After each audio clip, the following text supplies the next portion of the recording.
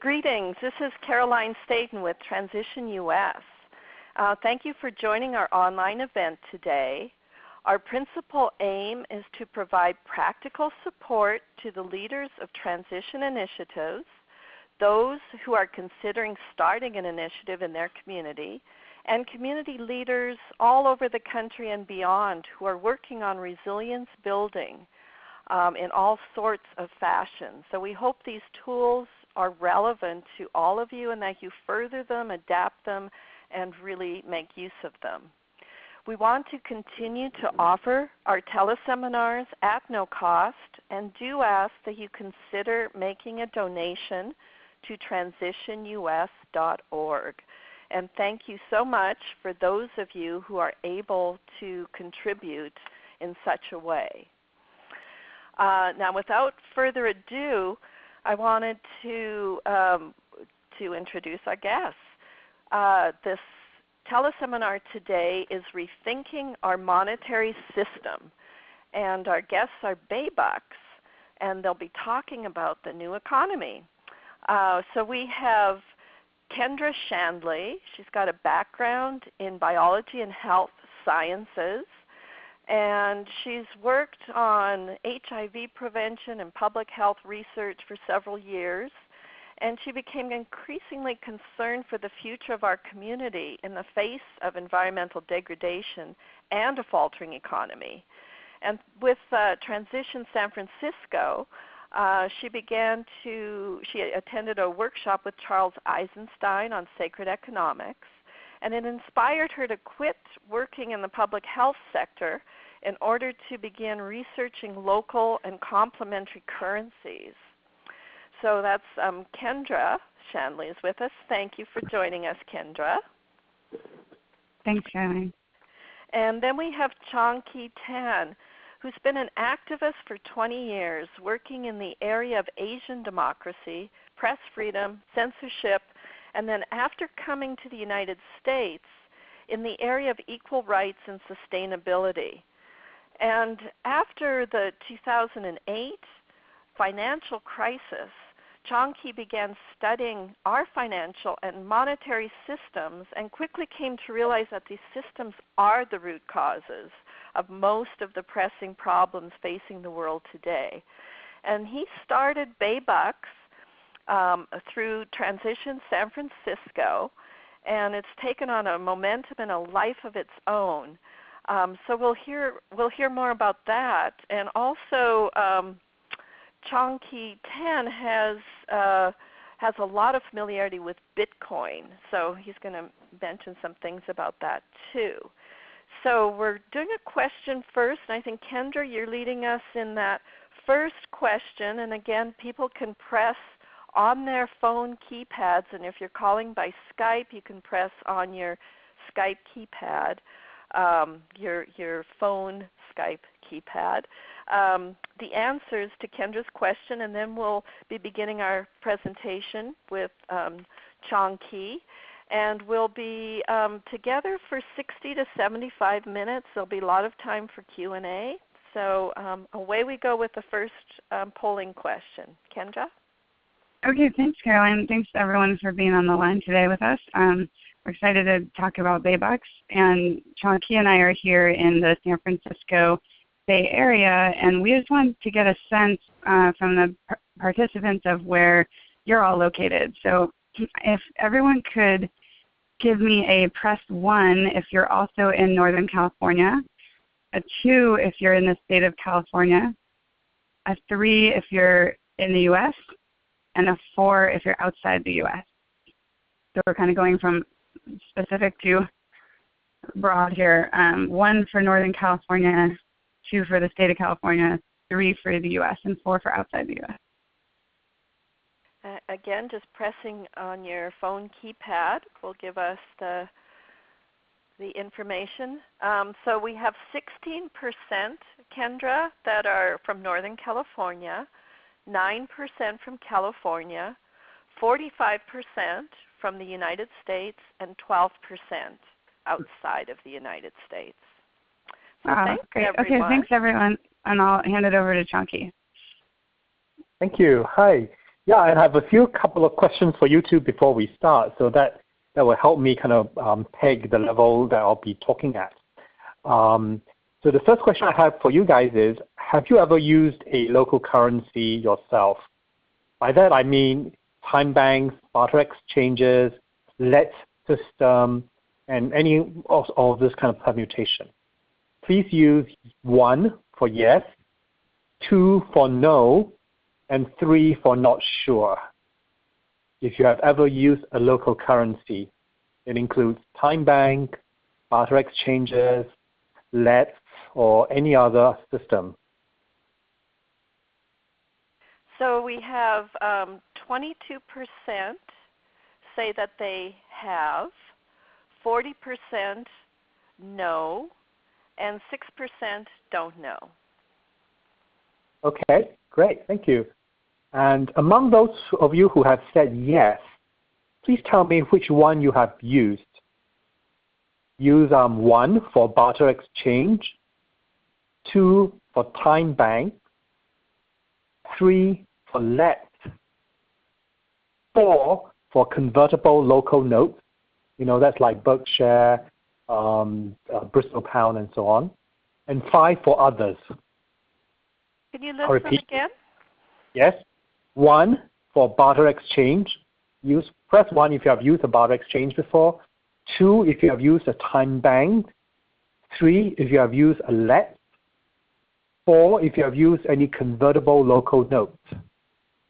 And for anyone who's not familiar, LETS is a local exchange trading system.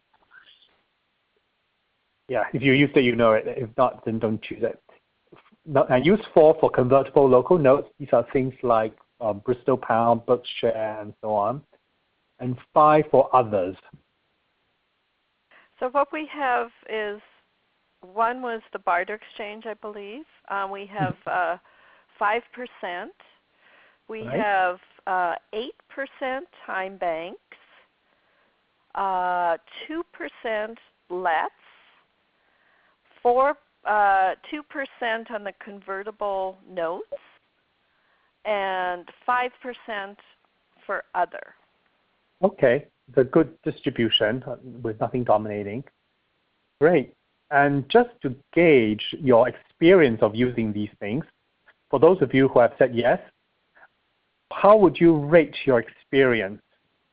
Use 1 for excellent, 2 for good, 3 for so-so, 4 for bad, 5 for terrible. How would you rate your experience of using these various local currency? 1 is excellent, 2 is good, 3 is so-so, 4 is bad, 5 is terrible. What we have is, and again, this percentage reflects all of the people on the call, and we're only asking a subset, and we'll give the other people lots of opportunity to find out a lot more today and ask questions and all of that. But of that subset, we have 2%, or of the whole group, 2% have had an excellent experience with local currencies, 17% good, and 2% bad. Wonderful, thank you. Yeah, thanks so much. Thanks for answering that. It gives me some good idea. I'll say a good many of you haven't used one or haven't had a. So I would talk more on that a bit. Okay, great. So let's start. If you go to your PDF that you downloaded from the Transition website and go to page 3, page 1 is basically the title. Page 2 is just introducing the 2 speakers. So now let's go to page 3. It says where we are now. So this is where we are, where we have a situation of heads, the big banks win, and tail, we lose. Right? If they make money, they pay themselves billion-dollar bonuses. If they crash the economy, we bail them out. And that is really not a sustainable or tenable situation. And it's grossly unfair. And it penalizes all of us who are working hard. And it rewards people who are taking excessive risk and causing harm to others. So this is not a situation we want to be in. And going to the next slide, one titled Benard Later. Benard, in case you don't know, he is one of the architects of the euro. So he is way out there in terms of a monetary theorist. He's an academic, but he's also recognized as one of the leading authority in the world of a monetary system. Since, of course, he's been asked to design the euro. But after doing so, and he has a lot more thought on this whole idea of the global monetary system, he wrote an essay titled, "What is the problem with our current monetary system?" And I quote from there, "The problem is government-enforced monopoly of a single type of currency, for example, a US dollars or British pound, that is created by banks." That means you give a private business this ability to create a national currency through loans attached to positive interest rates, which means the way they do it is through loans, such as mortgages and consumer credit card loans, and it has a positive interest rate, and sometimes it can go very high. For example, the consumer credit card loan can go up to 20% or more, and naturally or artificially kept scarce so that there isn't enough. That's the way to ensure the value of the money, is to make it scarce and not enough. And for Benard, these four characteristics is actually what's wrong with our current monetary system. It's a monopoly, it's in private hands, it has a positive interest rate, which leads to basically, because the positive interest rate is actually compound interest rate as well, and that leads to exponential growth in the debt. And finally, when it's scarce, so that a lot of us don't have it and have to suffer through foreclosure. So that's what Benard thinks. And I want to go to the next slide, which is what Charles Eisenstein thinks on this issue. This is from his essay, The Next Step for Digital Currency. Now, as you know, a lot of you probably have read Eisenstein's book, for example, The Sacred Economy, or I actually like his The Descent of Humanity best. Now, what he says in this essay is, today's national and supranational currencies have become a blight on this planet. And he used a very strong word because he really feels deeply on this issue, a blight on the planet. It is created through interest-bearing debt, controlled by financial elite, tracked by the surveillance state, and necessitating endless growth. You can see these four things he outlined, very similar to Benard's point. And this growth is from the positive interest rate, right? And interest-bearing debt. Financial elites basically talking about the private banks and so on. So it's very similar to Benard's point, but he puts it in more strongly and more emotionally. Money, as we know it, is a primary agent, he says, of inequality, injustice, and ecocide. So he puts it very strongly that our current monetary system is simply not tenable. It is bad, it is evil, it causes injustice, inequality, and it destroys our environment. So going to the next slide, slide number 5, entitled Our Money. So I'm going to make a point that these two authors have made, but I want to make it even more strongly, and that is this. Our money, our monetary system right now, is the root of our present-day evils.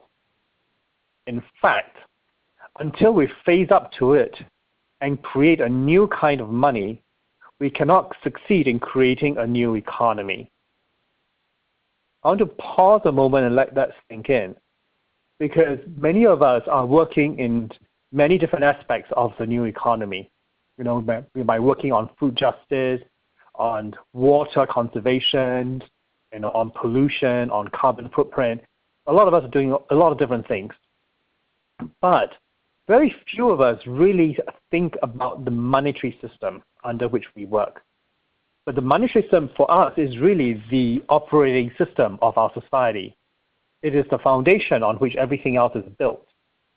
If we have such a corrupt monetary system that Charles says is the primary agent of inequality, injustice, and ecocide, imagine building on our new economy on that kind of foundation. Where would that lead you? It probably is not going to go very far or very well. And so this is a really key slide that I want to impress upon you today, we are really facing, now that you're here on this call, you're facing your blue pill and red pill moment. You can either go back and say, oh, I don't want to think about this, it's too scary. I don't want to think about our money system. We had it for so long, it's just too scary, it can't be changed. Or you have to say, now that you heard so many things from so many very prominent people who are deep thinkers, that our current money system simply does not work. We have to wake up and take the pill that will let us see what it truly is, and then we can start working on a real solution. And I'm going to jump in here, Chonky, and I think the people on this call are probably fairly well informed and interested, but when I started learning about money, and there's a real analogy with the kind of fish swimming around that don't know what water is, and I think largely in society that's what's happening right now. Everybody is awash in spending money. We use it every day. It mediates almost every transaction that we have, and yet very few people really give it any thought or understand where it comes from or think it matters in their life. So it's been a really kind of interesting piece of building a movement, is to try to even get people to look around and think, oh, water, I'm a fish. So, this is kind of one of Baybuck's pieces, just education about this. Thank you, yeah. And so next thing, I want to skip one slide first. I'll go back to slide 6. I want to skip ahead first to slide 7 and tell you a story, because what Kendra said reminds me that, we're in this fish in water situation. So I want to tell you a couple of stories so to make that water visible to all of us here. So if you go to slide 7, new kinds of money, I'll tell you 3 stories. The first story is the Irish banking strike in the 1970s. Older Irish people actually remember the strike. I used to study in the UK, and occasionally I heard people referring to it. It's a fascinating story that I finally learned a bit more, quite a bit more about it recently. Now, the Irish Central Bank basically wanted to do quite a few things, raising interest rate and so on, that the general population opposed. In the 70s, they were kind of in a standstill with the Irish government.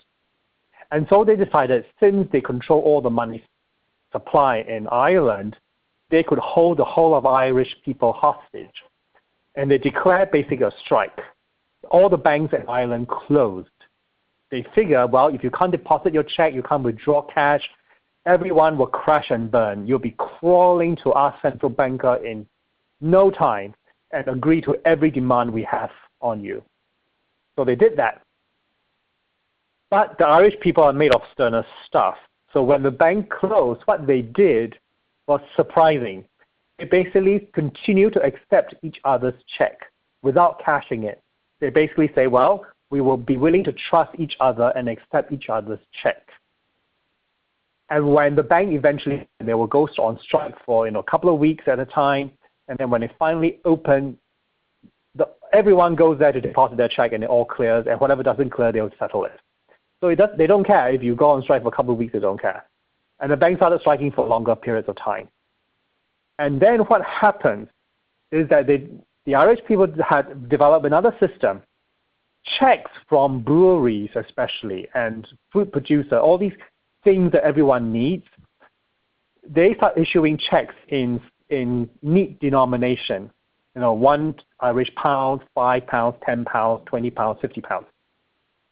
And people start using these checks from the breweries and from the food producer as if they were cash, because they know that they can always take it back to the brewery and redeem that 20 pounds check for beers that they will want to drink. So there are no problems doing that. And so these started circulating. In fact, a different local currency started circulating based on the local food producers' checks. The Irish banking strike lasted almost 10 years. Eventually, the Irish central bankers caved. They had enough. They complied. They stopped trying to play funny business with the Irish people. So that is one really inspiring story. The second story I want to tell you is about the Swiss beer. The Swiss beer was started in the 1930s during the Great Depression. And in Switzerland, like everywhere else, the Swiss businesses were failing. People were losing their jobs. It was just horrible. So a group of Swiss business guys just got together and say, look, I produce this that you need, and you produce that I need. There's no reason why we shouldn't be trading with each other just because we don't have enough money. So why don't we form this barter exchange? I'll give you this, and you give me mine, give me your stuff, and we can all start trading without using any Swiss franc. We just call this currency a via, which we make equivalent to a Swiss franc, and then there can be the substitute. And that way, money, the lack of money, should no longer be a problem, a hindrance for us doing our business as previously we were doing, and that enabled us to then hire people and then get the whole local economy going. The Swiss via became so successful, they are still around today, and their annual turnover is in excess of $1 billion. So that's a really inspiring example from the Swiss via.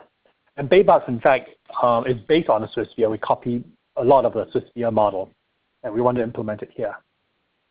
And the last story I want to tell you is about California in 2008. And some of you from California might remember that the California state basically was insolvent for a short time in 2008. And they started issuing their notes. I don't know how many of you remember. They were paying their suppliers in their California state IOUs. In the beginning, they strong-armed the banks, the Wells Fargo and so on, to cash those IOU at a discount. So if you don't want to hold up the IOU until it's mature and you can pay directly from California state, you can take it immediately to the bank, and the bank will pay you like 80% of face value or whatever discount they put on it.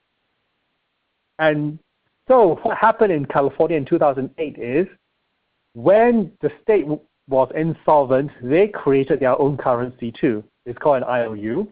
The banks was willing to cash it for a while, and eventually the banks stopped. Very quickly, actually, the banks stopped cashing it, and people were left stuck with it, and they hated it because it was a note, a currency based on the almost bankrupt state.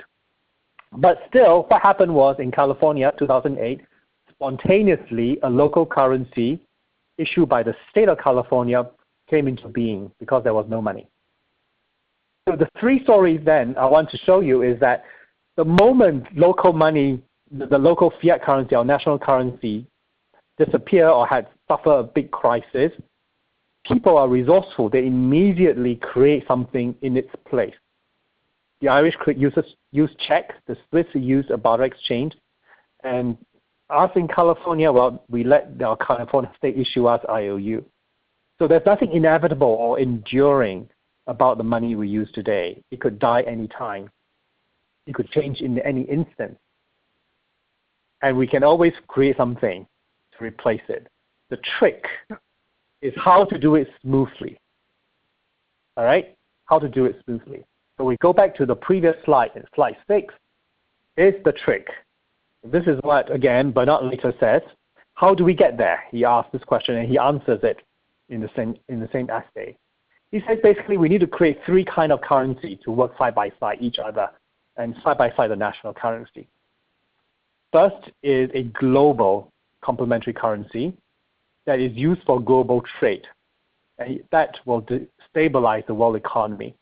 I won't go too much into that except to mention that that was a proposal made by Keynes, John Maynard Keynes, during the Bretton Woods conference after the Second World War.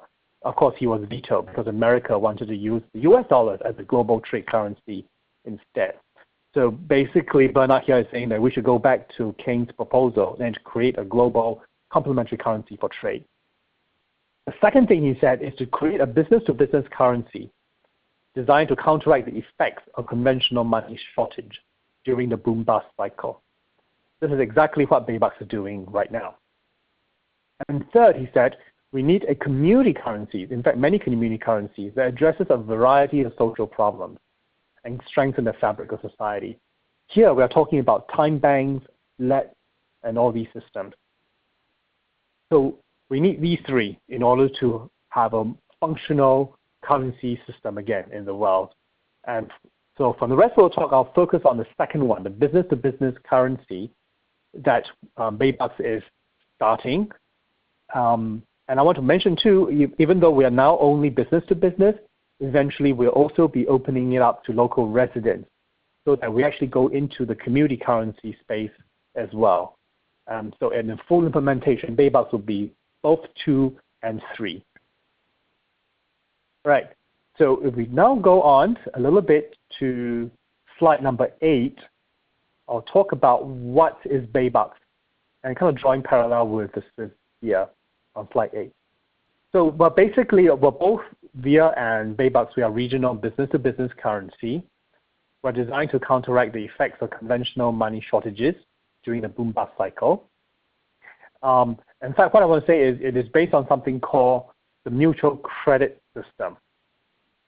Now, that is a kind of academic name, but it is a very important name because this is the system that will enable us to break free from the bank-induced boom-bust cycle that we're in.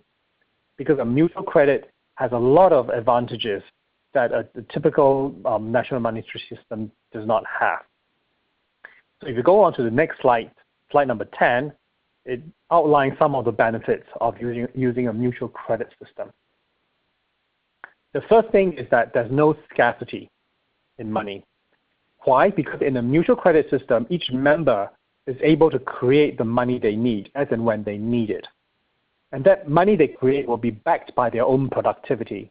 It's not backed by a printing press, just creating inflation, but it's backed by real productivity. Second is it is no interest. The moment you have no interest, you no longer have a mechanism for the siphoning up. Right? We've been told about trickling down, which is a myth. What's really happening in our economy is a siphoning up, a transfer of wealth from the poor to the rich through this mechanism called interest. Because interest is when those with money lend it out at an interest, those without money borrowing have to pay interest. So the wealthiest 1% in our society basically don't pay interest, they collect interest. Whereas the rest of 99%, we pay interest. Third, it doesn't have hoarding problem. Because in the mutual credit system, it is designed for it to flow. In our current monetary system, if you hoard, you put it in your bank account or you invest it, you derive interest from it. So it makes sense to hoard as much as you can. Then you become wealthy and collect interest. But in the mutual credit system, because there's no interest, there's no reason to hold on to your balance, right? You're much better off just spending it. And also, the way you accrue interest, positive balance, is by working and servicing your community. So after providing, let's say, legal help or accounting help or bake, bread to the community, you can't keep providing forever. At some point, you really need to get something back for yourself so that your business can keep running smoothly. And that's the other reason why there's no hoarding of money within a mutual credit. After giving a lot of bread to the community, you'll need something back from the community to go on, so that you have to start spending it as well. Fourth is non-inflationary. Why? Because every Baybucks you create is backed by someone's real productivity, by someone's bread, someone's beer, and so on. So it is not too much money chasing too few goods. Every dollar created, every Baybucks created is backed by some real good. So when there's more and more demand, then the money supply grows because people simply create more money to facilitate the transaction they need to do. But when there's less demand, what happens? The money supply actually shrinks within a mutual credit system. It's automatic. So there's never any inflation or deflation for that matter, because the money supply in the mutual credit system grows or shrinks depending on the demand of the money that is needed. Next thing, it is collaborative. Because within the mutual credit network, businesses will help each other move their excess inventory and save costs. So they're really happy to trade with someone else because they know it will help themselves and it will help other people. And then you start developing this really nice community feeling where everyone realizes that, hey, my best strategy in this mutual credit system is to be collaborative and help each other. And of course, it's local. I mean, that just comes out for free, right? Because the local currency will not ever be accepted by the Wall Street banks. They don't want it. It can't flow out of your local community. So you just simply keep recirculating and with the local businesses, and that builds local prosperity. So I've covered a lot of ideas, and on this slide, I want to pause for a moment to see if there's any burning questions from our listener. So Caroline? Yeah, people could press 1 on their keypad if they have a specific question or comment right now, and we'll get in a couple. Harriet, go ahead. Yes, can you hear me? Uh-huh. Oh, wonderful, wonderful. Well, I think that was a really terrific overview. I studied this a couple years ago and have let it go for a year, so I really appreciated the review. A couple of pieces that I just wanted to highlight as that I came to as I was exploring all of this is the idea that these are complementary currencies to the banking system and not making enemies of the banks, because there are good bankers and there are positive things in the banking system. It is simply insufficient because of all of the reasons that were so beautifully articulated by with the interest, with the interest and the expanding economy on a finite planet. All those are very real problems. So it can't be the only game in town or we're toast. But banks do, there's problems with greed and the widening income disparities, but banks also benefit people in terms of retirees and pension funds, and it allows people to buy homes and to develop some capital. So there's a positive side to banks, and some of the better banks and the credit unions, that have more equitable values and work on equitable values. I think that a distinction needs to be made between good banks and the villain banks. I guess that was the point that I wanted to make. Thank you. And Chonky, there are no more hands up now, so Okay, I'll let you reflect on Harriet's comment and move on with the presentation. Yeah, thanks, Harriet. That's a good point. There are different kinds of bank. And from your comment, I suspect you probably know about the Public Banking Institute and the public banking movement here in the U.S., as well as the positive money movement in the UK. So yeah, there are people working in this field to reform the banks. And I work very closely with them too. And so in fact, my usual point when this comes up is that we need to reform both our banking and finance system as well as our monetary system. These are the two key things that we need to work on. Although I'm talking about just the monetary system today, but the banking system is also another really key thing that we need to reform. And then we'll have a much more functioning financial system in our country. So thanks for that comment. I totally agree with you. Chonky, there were a couple more hands that did shoot up after I mentioned that. Do you want to take a couple more? Sure. All right. Marie, go ahead. Hi, this is Marie's husband. I was just wanting to know about the Bitcoin and these platforms that can disintermediate banks, like in Kenya where they have people using their smartphones, and you don't have the same functions from banks as they used to. I mean, people used to be writing, with pen on an asset and a liability, and now we have computers. And also, I was just wondering if you knew about Bitcoin or the platforms or the contract law, which they can write on top of that as well. Yes, Bitcoin is a very interesting topic. It is a huge topic. I'll do a little bit here, and feel free to ask me more questions if you want to dive more into it. The thing about Bitcoin is this: there's two very different proponents.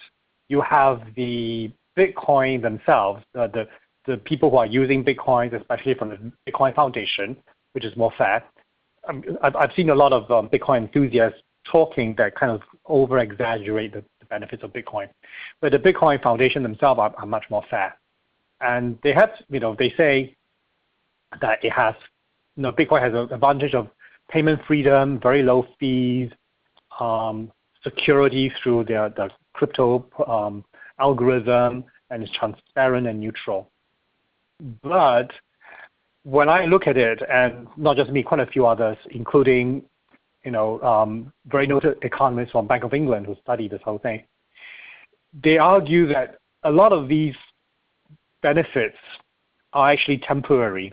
It's not part of the permanent design of Bitcoin. It's a kind of temporary effect during the adoption phase of the Bitcoin.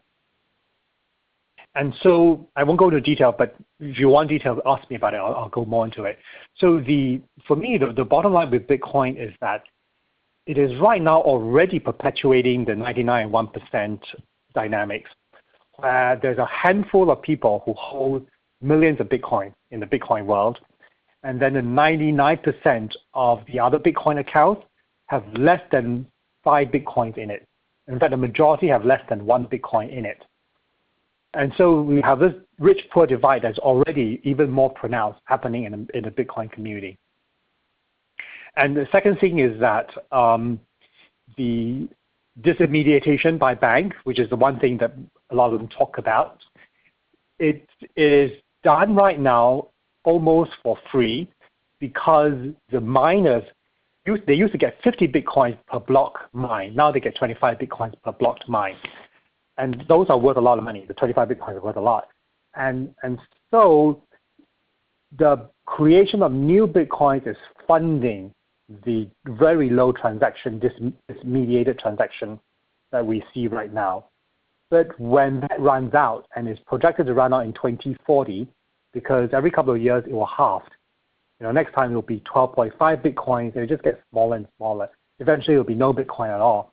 At that point, then the transaction fees will very likely skyrocket because people are no longer making it from Bitcoins, new Bitcoins.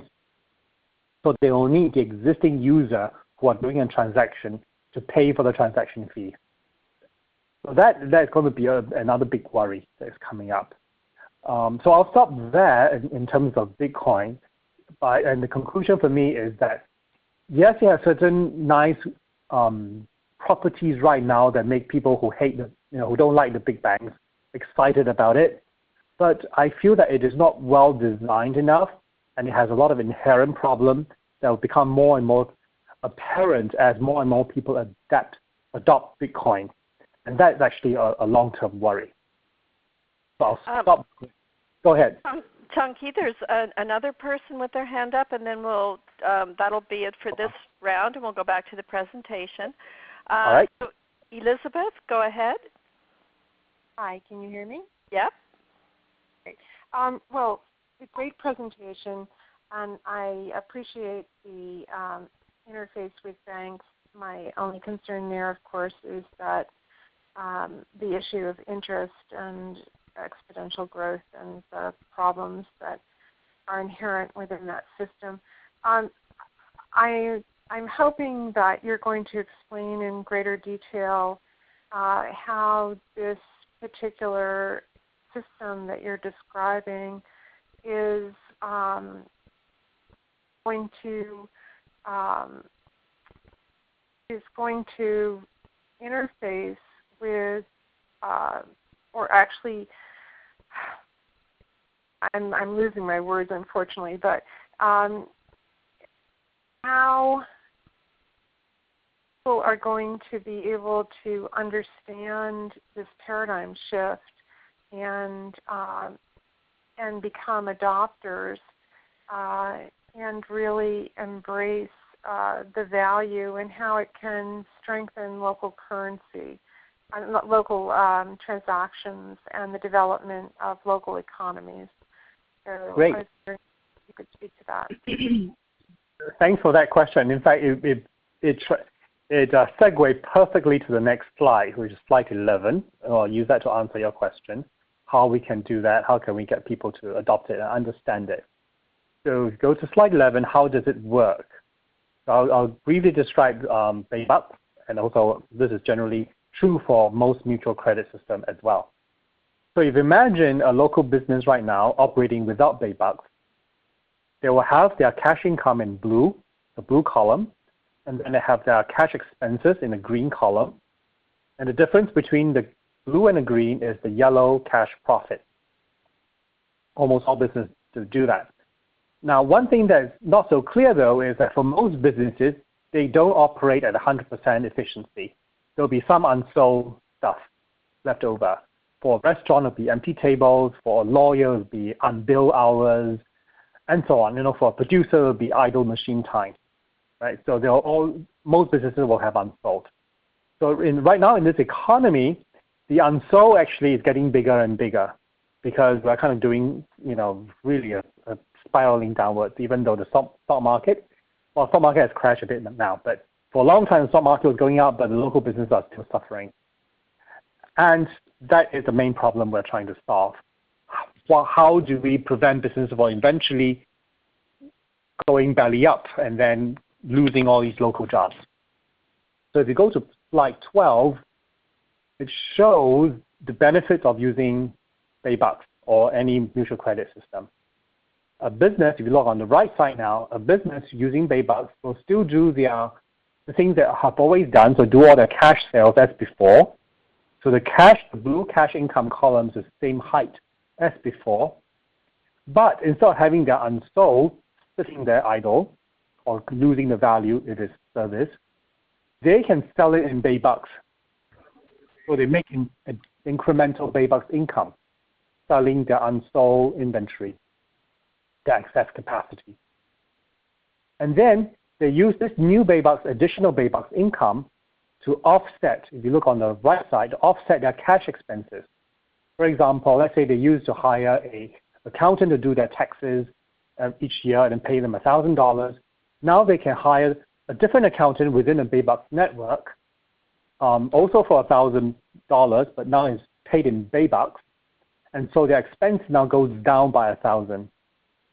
And they can keep doing it, depending on how much Baybucks income they have, they can keep offsetting their cash expenses that way. So at the end of the day, because their cash income is the same, but their cash expenses is much lowered, and of course the Baybucks income expenses washes out, they end up with a increased cash profit. That's the difference between the cash income and the cash expenses. So that's how we typically explain it to local businesses that we approach and say, this is why you want to use something like Baybucks, because the more Baybucks transaction you do, the more you get out at the end of increased cash profit. So we have to appeal to their self-interest. But on top of that, we also appeal to their community spirit. I would say also that if you look at the Baybucks blue Baybucks income and expenses column, you would notice these are economic activities that is denominated completely in a local currency. That means this bit of your economic activity will always stay in the local community. This currency that you spent and you made, they will keep recirculating. They will never leave the local community. And that way, you're starting to build local prosperity. Eventually, you have basically a rising water lifting up all boats. And you will then see a case where your unsold now starts to decrease because everyone else now actually has more and more money at their disposal. And that's the second benefit that's so much more powerful, but you get it almost for free. Right? So if you go on now, if you understand this conceptually, slide 13 actually show you the numbers. It translates the concept into real numbers. I won't go through numbers because for some people that's kind of really boring and scary. But all I want to point out too is this very surprising fact. After you do all the numbers, if you do about 16% more businesses sales in Baybucks or in any local currency, just 16% more, then you end up more than double your net profit. If you look at the bottom net profit line, from a typical business with 50,000 net profit, they can increase it to more than 100,000 net profit if they simply do 16% more of their excess inventory that they couldn't sell otherwise in a local currency. And if you look at the profit margin calculation, which is even more surprising and difficult to do, you double your profit margin. In fact, you're saying that this business now becomes much more efficient. So that's the compelling reason we present to get people to start understanding it's actually in their best interest as well as in the community's interest to adopt a local currency. So I'll pause here as well, again, to see if there's any question that you guys might have, or any question you'd like answered.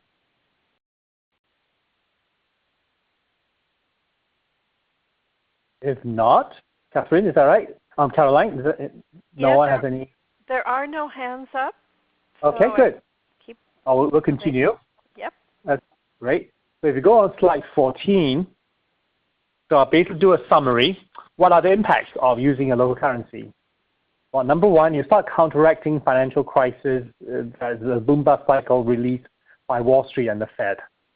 Locally, you'll have less of a boom-bust if you have a local currency that is not affected by the monetary policy of the Fed and Wall Street.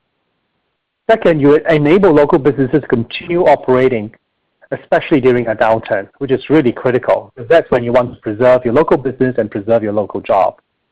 And third, when you're doing everything locally, you end up relocalizing your economy without thinking, right? Because if you start buying from a local supplier instead of sourcing from China or India, then you're actually relocalizing the economy. You start having some real environmental impact as well. You're not contributing to this runaway growth, economic growth and GDP growth craziness that the whole world is engaging in.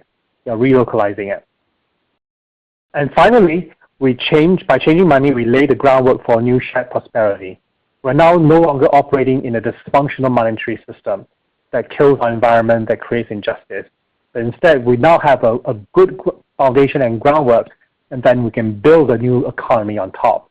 Now imagine now you do your food justice program, your water recycling program, so on this new foundation. Be so much more powerful.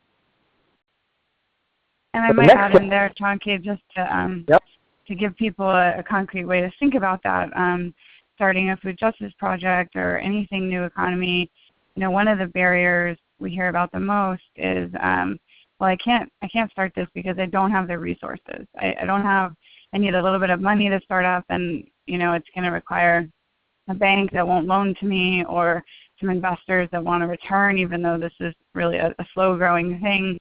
So imagine if you could use a mutual credit system like Baybucks, where you can effectively borrow using mutual credit at 0% interest and acquire the things you need, the capital from other local businesses, and then pay back to the network over time with your own goods and services. So it's not only a new kind of money, but it's actually a whole new way to think about finance and starting a small business and avoiding kind of these things that tie people into an extractive economy, like with bank loans and interest. So we're really starting to look into not just transaction, but even sort of helping small businesses start by minimizing the amount they need to loan from a bank and really using a community currency like Baybucks to get the things they need initially without cash.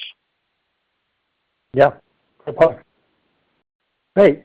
So we go on to the next slide, number 15, which is sometimes we get asked this question, why do you go and create a regional currency? Because typically people create local currency, local for a certain city, for a certain town, some small town. Why are we creating a regional one, which covers about 100 miles radius, from San Francisco Bay Area? Well, the reason actually is very simple. When I was studying this whole question at Transition San Francisco and thinking about creating a currency for San Francisco, I immediately realized that is kind of silly because people move into San Francisco to work. They drive into San Francisco from the South Bay, from East Bay, from North Bay. And so where they work and where they live is very different, two very different cities. So number one, that we realize it doesn't work because they don't live in San Francisco, but they work here. So we need the same currency where you live and where you work. Otherwise, it just gets too complicated. People won't use it. And the second reason was we realized too that not just in Bay Area, I think in most other parts of the world as well, you have different regions. For here we have the North Bay, which is more agricultural. We have the South Bay, which is more manufacturing and industrial. And then we have, San Francisco, which is more cultural center, and so on. And so we really need these different regions to mutually collaborate in order to work. We call that a bioregion. And that's the reason why we thought that 100 miles radius, defining it as a sustainable bioregion, and creating a currency for that would be a much more ideal solution. So that's why we are creating a regional currency for Bay Bucks. If we go to the next slide, number 17, now comes to my appeal to you guys. So we can't do it by ourselves. This is a very big task. And we need all hands and everyone who wants to do something to come on board in order for this to succeed. So that's really critical. And in fact, we have been putting on, making partnership. If you go on to the next slide, on slide 17, and I'll give you two examples. We have a partnership in Santa Cruz and as well as Santa Rosa, where we provide them with back-end software, training, tech support, marketing support, and so on. And they in turn become the local spokesperson. They do the local outreach, local user support, and they talk about Bay Bucks and so on in their local community. And in that way, we can start rolling out Bay Bucks all over the Bay Area and much faster than we could do on our own. And the last thing I want to do with you is, if you're thinking about starting something, please consider doing it together with us, because we have a system built. We just now need to roll it out in many places as possible. So we basically have a turnkey solution available. So come work with us, and we'd love to work with you to roll this whole thing out. And the last thing I want to show is actually a video, which is available on the Transition website. If you click on it, you can download it, and you can see it. So please go have a look. This is a video about our various members talking about their experience using Bay Bucks. So that's it for me. The next thing is Q&A. Any more questions, critiques, comments? I would love to hear them. Great. And we have several people, I think two of which did put their hands up, but there's sometimes a delay before I see them. So I'm going to go to you two first. Pete, go ahead with your question. Great. Thanks. Yeah, this is actually a question for back on around page 13, the before and after Bay Bucks. I'm sorry I missed that earlier. I could use just a bit more explanation of the financial figures if you didn't mind, because in my position of doing some community economic development, I'll need to kind of pitch this to smaller firms, so it would be helpful to just have anything you can offer there. Yeah, totally. Happy to do that. So if we look at page 13, that's the slide with the tables with all the numbers.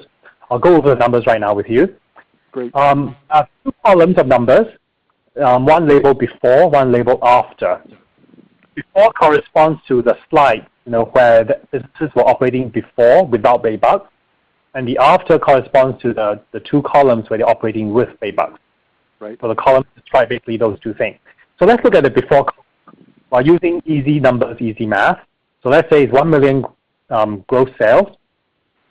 Of course, but before they use Bay Bucks, they have no additional sales in Bay Bucks. So the total sale is 1 million. Now let's assume, again, easy math, that 50% cost of goods sold, right? So it's $500,000, and so your gross profit margin is the remaining $500,000. All right, so a very simple number.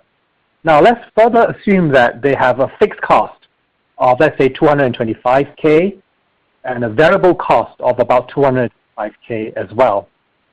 So the total expenses then is $450K for this business, which leaves us with a net profit of $50,000, and that is your gross profit margin of $50,000 minus $450,000, leaving you with a net profit of $50K. Right? 50K divided into 1 million, which is your gross sale, gives you your net profit margin of 5%. Mm-hmm. Yeah? Yep. Clear about that?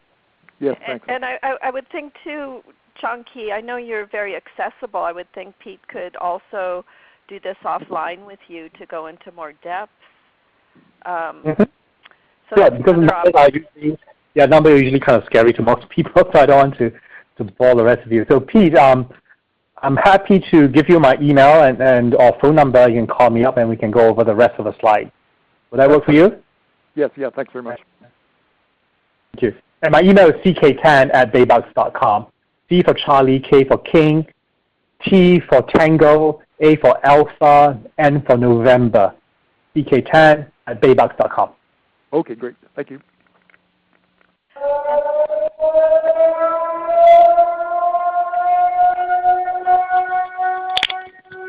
I'm not sure, is that on your end, Chunky? It is on my end. Let me mute it. Okay. So we have Marie, you had your hand up from before, so start with you and then we'll go to the others. Go ahead. Yes, this is her husband again, Barry. When you were starting off and you were trying to contact businesses to start something like that, we live in Carlsbad and they had done a survey here about 2 years ago with 300 businesses, and one of the main dissatisfactions of doing business in Carlsbad was that they didn't have access to credit. And is it something that, there is a list of all those businesses. Is that something that we should check with those people? Is it better to go to like the Chamber of Commerce? Is government something that you could try to use, or is it something that's an impediment? What was your experience? Maybe I feel I understand the question. You're saying that asking about our experience of working with governments or working with businesses who need access to capital. And you're asking if it is easier to approach businesses if we go through Chamber of Commerce networking meeting. Is that right? Well, yeah, that was right, because government is supposed to be pro-business, and here in Carlsbad they always say that they are.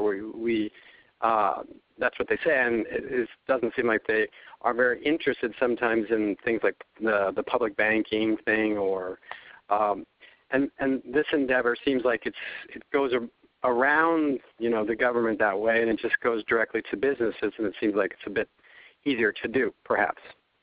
I see what you mean. Yes, it is easier to do, to go directly to local businesses and persuading them to come on and use it. I've also tried to persuade local governments, local city officials to do it. I've spoken with a city official in San Francisco and Oakland. They require a lot more to be convinced.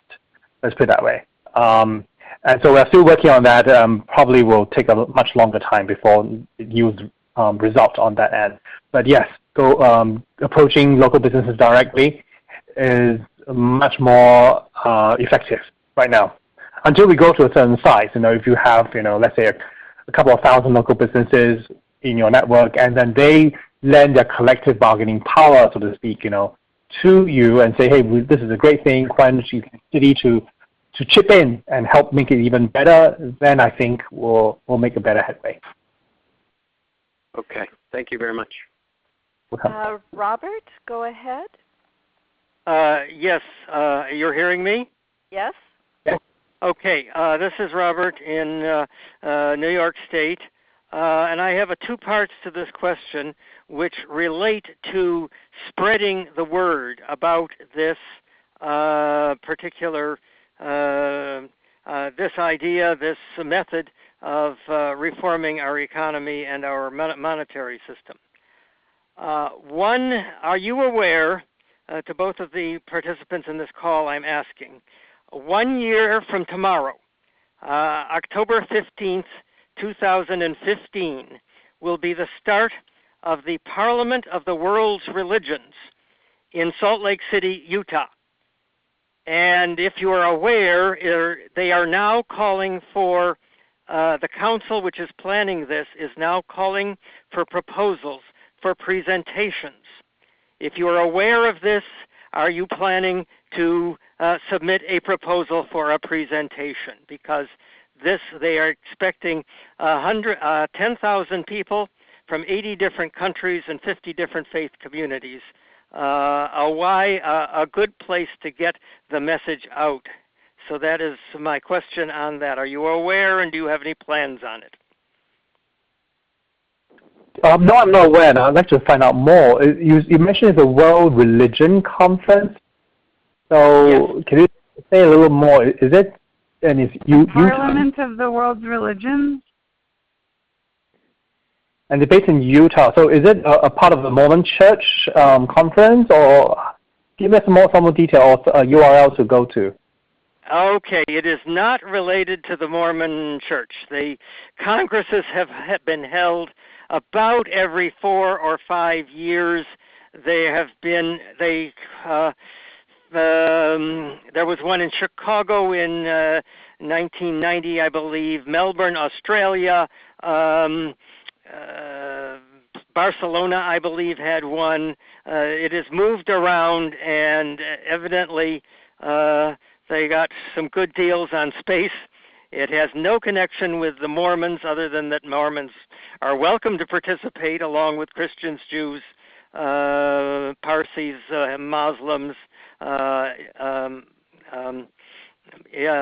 all of the world's religions. They try to have a representation there. So, and Robert, I actually have the link to it, so I'll forward that on to Chonky and Kendra. But thanks for that good idea. Thanks, Caroline. This is a good time, actually. I wanted to jump in after the last question because it's related in terms of getting out the word and recruitment and working with governments, and how are we going to, really get this idea out into the world.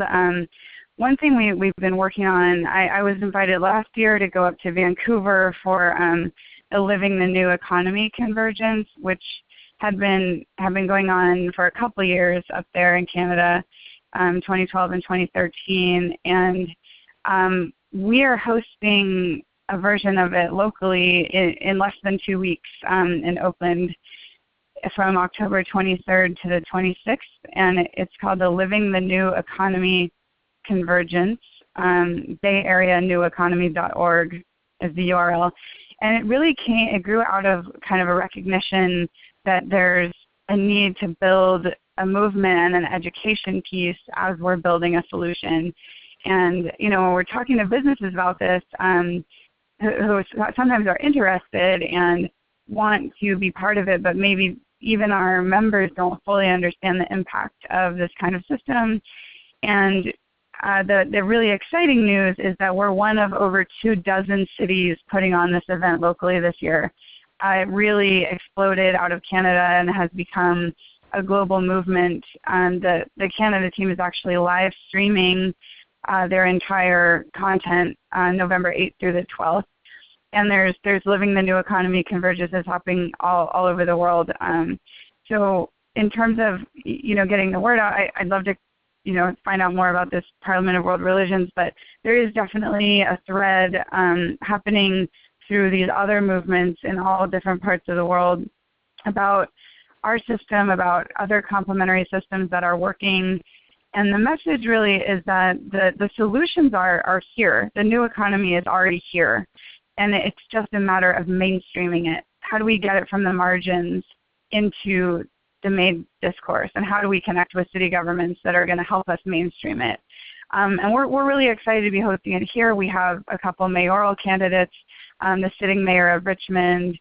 So we have some government representation, as well as a lot of people building on top of the new operating system, trying to do social justice, food justice, things that are really getting the message that they can't build these things without a different type of money. So I encourage everyone to check that out. And after the event in 2 weeks, there's actually going to be video and a lot of audio available from those talks and from the 4-day event about these topics. So again, that's BayAreaNewEconomy.org. Great. Thanks for bringing that in, Kendra, and hope to see a lot of you folks there. Transition US folks will be there as well. And I wanted to go to Victoria. Hi, Victoria. Go ahead. Hi, Chunky. Hi, Victoria. Hey, I'm a Baybucks member from early on, and I've just been so excited about this idea.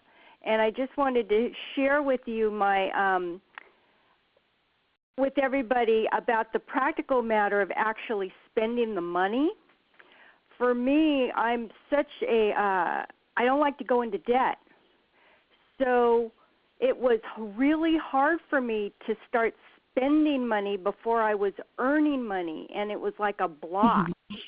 And then all of a sudden there were, on the Baybucks newsletter, there were all these accolades given to the people who are the biggest spenders.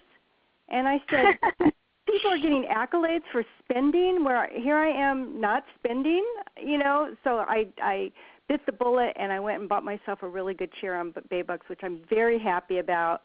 And it put me into debt, and I survived the experience. And I just want to encourage all those Baybucks members out there to spend. Thank you, Joy. Great. Thank you. Yeah. Good. We've got two more questions, Chunky. Okay. And then we'll wrap up and give you some closing comments. And I have some closing questions too for everyone. Oh, good. Okay, so let's do Lori Heath, and then we'll do David and wrap up. Go ahead, Lori. Hi, can you hear me? Yep. Can you hear me now? Yeah. Okay. Hi. Yep.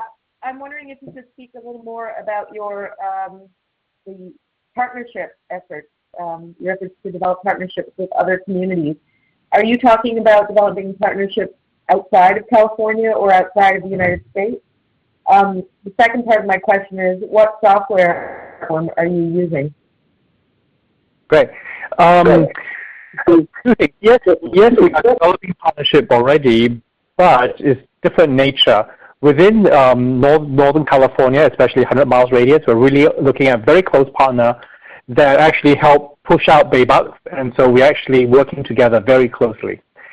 Partnership outside of that area, I'm actually consulting with various other people starting local currencies in their own locations, in Ireland, in New York, and all parts of the world. And so we're basically just helping each other and getting a good system started. And also building partnership, in many different areas. For example, in the commercial barter world, called International Reciprocal Trade Association. So I go to their conference every year, and I know a lot of people there. Those are really big commercial barter. Many of them are listed companies. So they do in excess of 10, 20, 50, even more $1 million transaction every year. So I'm actually going there to say, hey, hi, think of what you're doing from a community currency perspective. In fact, not only can you make lots of money doing the B2B stuff, if you extend it further and to include local residents, you actually can do a lot of good for the local economy. So I'm trying to get them to start seeing themselves in that light. If they start doing that, then we have a really powerful engine for local economic equity as well. Finally, your question about software. We are using a off-the-shelf commercial package right now. Main reason is because I think that's the cheapest option, that is the most hassle-free. It is something called NextTrade 360. So if you're thinking of starting something locally, private message me, email me. I'm happy to go over the pros and cons of this software versus other software packages versus free software. There's quite a bit of free software as well, and the reason and why I did not choose the free software. There are other drawbacks for using them as well. So I'm happy to go over all that with you privately, because I think all these details probably not be so interesting for the majority of our callers here. But if you guys think that's a really interesting thing, you want to do a comparative software thing, I'm happy to do it too with you. Yeah, maybe it would be a different call or something. We have David Wimberly. Go ahead. Hi, I'm calling from Nova Scotia, from Transition Bay, St. Margaret's. And I wanted to say we're about to have a conference ourselves. That'll be the first weekend after Easter in the new year, and we're calling it Local Prosperity, New Economics for Rural Canada, and people can see it at localprosperity.ca.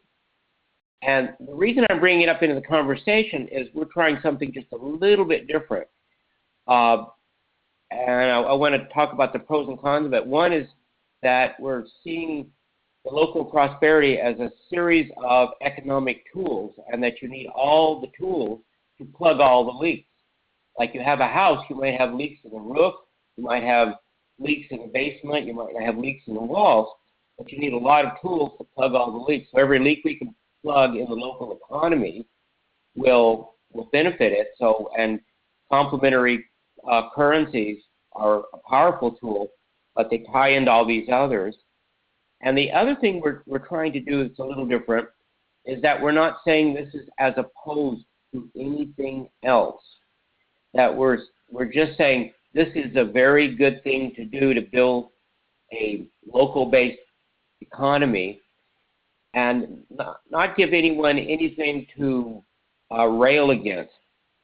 We find maybe it's more here than other places, but I suspect not, that anytime we say, well, we don't like this, someone is attached to that and they'll start getting defensive about it instead of listening to the pro arguments.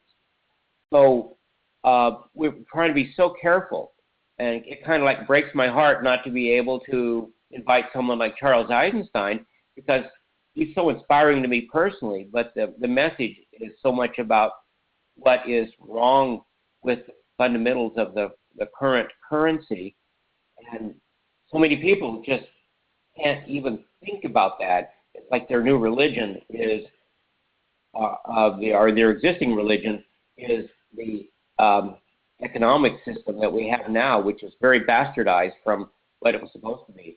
Now, what do you think about those ideas? David, I think we need to stop there because we are out of time, and I want to give our respondents sort of closing comments. But thank you. I think we got the sentiment, and wanted to offer either Chong-Ki or Kendra to briefly respond, and then we'll just roll right into closing comments.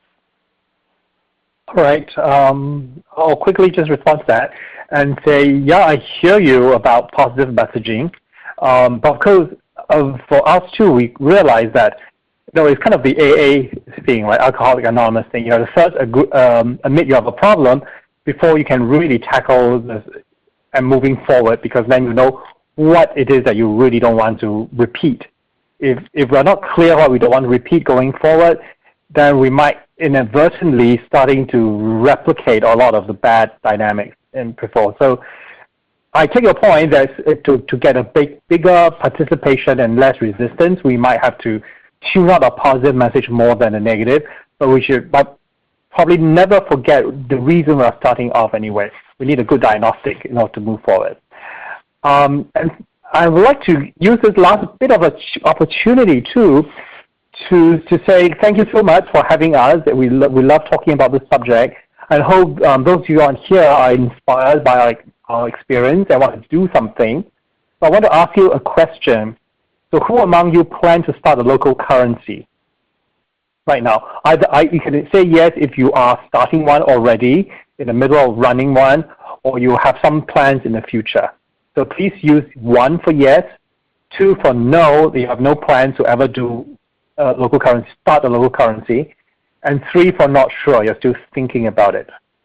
The question is, who among you plan to start a local currency in your own town or area? 1 for yes, 2 for no, 3 for not sure. Chong-Ki, and I think that was also start one or has started one in the various stages of local currency. That's right.